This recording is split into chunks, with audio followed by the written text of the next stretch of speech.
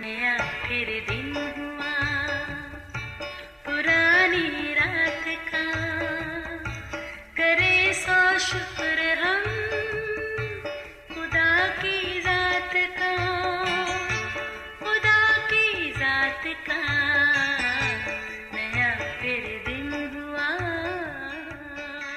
आज की आयत, ज़रूर है कि वो बढ़े और मैं घटूं। यूहन्ना 3 बाब 30वीं आयत। अजीज़ो, कारखाना कुदरत की हर चीज़ को जब अपनी अपनी जगह तरतीब दी गई तो खालिक खुदा ने कहा सब अच्छा है, मगर जब उसने आदम को देखा तो कहा आदम का तन्हा रहना अच्छा नहीं।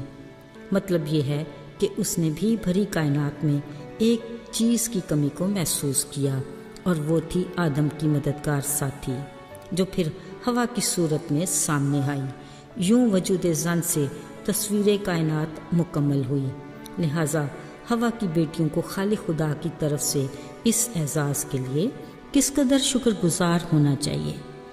कलाम मुकद्दस के मुताबिक अगरचे औरत के ज़रिए गुनाह दुनिया में आया, अगर सोचें तो इस गुनाह के अजाला का ज़रिया कुछ और भी हो सकता था, मगर कादर मुतलक के बड़े फजल से औरत ही के ज़रिए नजात का इंतज़ाम भी किया गया। गोया खुदा ने अपनी अनमोल सफ़ात यानी मोहब्बत, मुआफ़ी और कुर्बानी को औरत की शख्सियत में शामिल किया।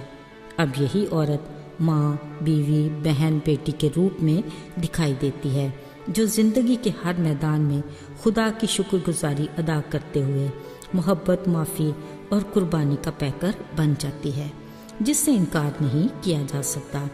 एक माँ ही को देख लीजिए, अपनी ज़ात में वो एक प्रिंसेस के जैसी है, मगर जब वो ख़ानदानी अमली ज़िंदगी में आती है तो अपनी ख्वाहिशात, शौक़ की कुर्बानी देकर ख़ुद को घटाती और अपने घराने को आराम और सुकून और उनकी खुशियों को बढ़ाती है, जो उसके लिए सुकून का बायस है।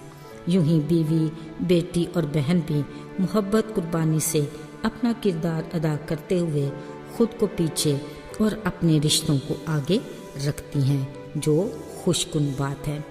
अजीज़ों, किसी दूसरे को खुद से बढ़कर इज़्ज़त, हैसियत और एजाज़ देना सच है इंसानी फितरत में इस अमल की कतन गुंजाइश है ही नहीं, मगर कलाम मुकद्दस में एक अजीम शख्सियत ने ऐसी खूबसूरत बात कही जो हमारे लिए मशले रहा है। एक दिन कुछ यहूदियों ने यूहन्ना बपतिस्मा देने वाले के पास आकर कहा, आए रबी, एक बार जो शख्स यरदन के पार तेरे साथ था, जिसकी तूने गवाही भी दी थी, देख अब सब उसके पास आकर उससे बपतिस्मा लेते हैं।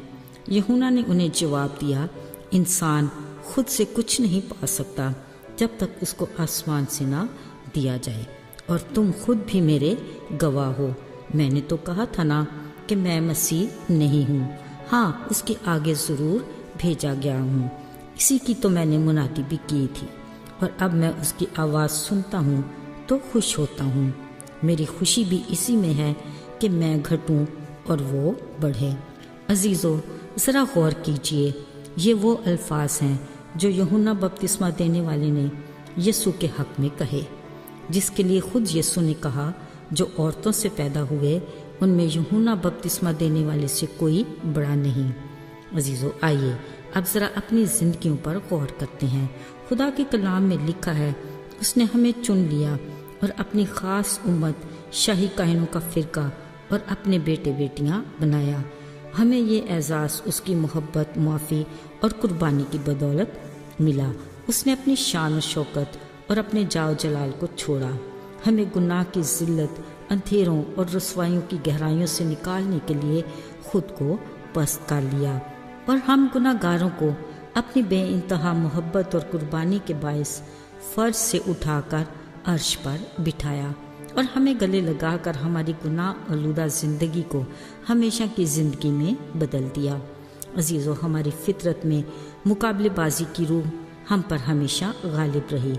जहाँ हमें अपनी भरपूर ज़िंदगी में उसके फ़ज़ल और बरक़ात की गवाही देनी चाहिए, वहाँ हम माशरे में ख़ुद को अपने ज़ोर बाजू के बलबूते पर साहिब हैसियत पेश करते हैं और चाहते हैं कि हमारे कामों से और हमारी ज़िंदगी के किसी भी पहलू से کہیں مسیح نہ دکھائی دے۔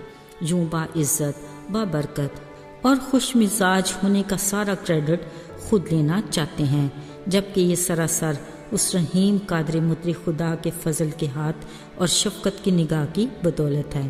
بطور مسیحی ہمیں خود سے اس بات کا ادراک ہونا چاہیے کہ ہم کہاں، کس وقت اور کن لوگوں میں اپنی بابرکت، پرسکون اور مطمئن زندگی کی گواہی دے کر اس کے نام کو جلال دینے کا وسیلہ بن سکتے ہیں، تاکہ میرا مسیح بڑھے اور میں گھٹوں۔